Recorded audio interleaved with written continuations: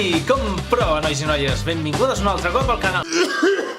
Perdoneu, porto uns dies una mica encostipat. Com podeu escoltar la meva tos i veu nasal que me caracteritza. Mireu, Superglue natural. En voleu una mica? És gratis, Amb aquesta tos sembla el Jordi Pujol, tu. Em fa el favor de callar, sentem-nos. Avui parlarem de... germans. No germans of Germany, sinó de... germans. Aquelles famílies que tant t'estimes. Germans. Aquells que mai et molesten. Una merda punxada d'un pal, xato. Tots sabem que hi ha 3 tipus de germans. El petit, el mitjà i el gran. Comencem pel germà gran. Podríem dir que el germà gran és la segona autoritat de la casa. El màster en comanda, la catasi de la huasca. S'aprofita del germà petit. És que veiem, qui no s'ha aprofitat mai del germà petit? Ni que sigui per robar els seus cereals. Òbviament, jo no ho faria mai, això. El germà gran, ho sabem tots, té més força, té més tamany, té més intel·ligència. Bé, això només en moments puntuals. Per sotmetre el seu germà petit als seus encàrrecs. I vigileu no desoir-los, Perquè no us han dit mai que éreu adoptats? A mi, per exemple, em deien que m'havien adoptat el cubo de la basura. Ei, però no tots són meravelles ser el germà gran, perquè quan més gran ets, més responsabilitats tens. Perquè qui ha de recollir el desordre del teu germà petit? Qui ha d'anar a comprar amb el pare o la mare? Effective wonder, my friend. El germà gran, encara que el germà petit tingui 20 anys, sempre et tocarà a tu fer aquestes coses. Gay! Per què a mi? Per això ser petit no està gens malament, oi? Ser el més petit a la casa té certs hàndicaps. Ets l'adorable, el mimós, el baby!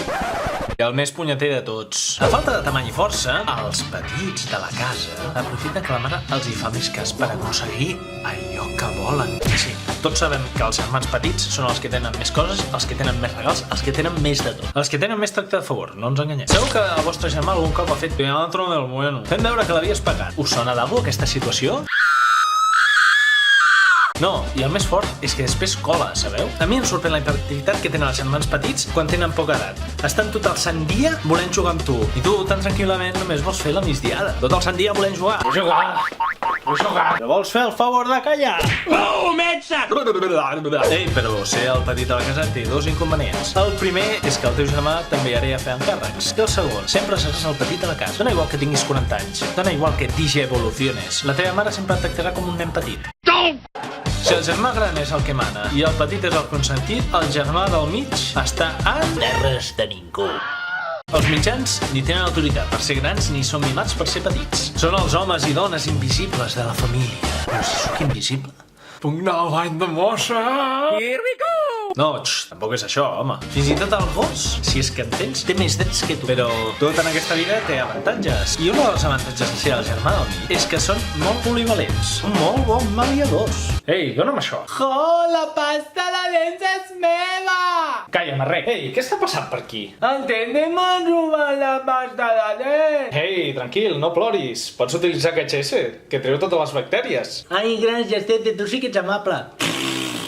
És que sou molt bons germans, oi que sí? Tot i que entre germans tinguem les nostres diferències, cal dir que sempre els tindrem pel que faci falta. Igual que els amics, els pares, els avis, els etc. Així que, quan acabeu de veure aquest vídeo, feu una forta abraçada al vostre germà. I encara que l'odiis a mort, ell sempre estarà al teu costat. Que bonic, que hermoso! Bé, companys i companyes, espero que us hagi agradat el vídeo i ens veiem la propera setmana.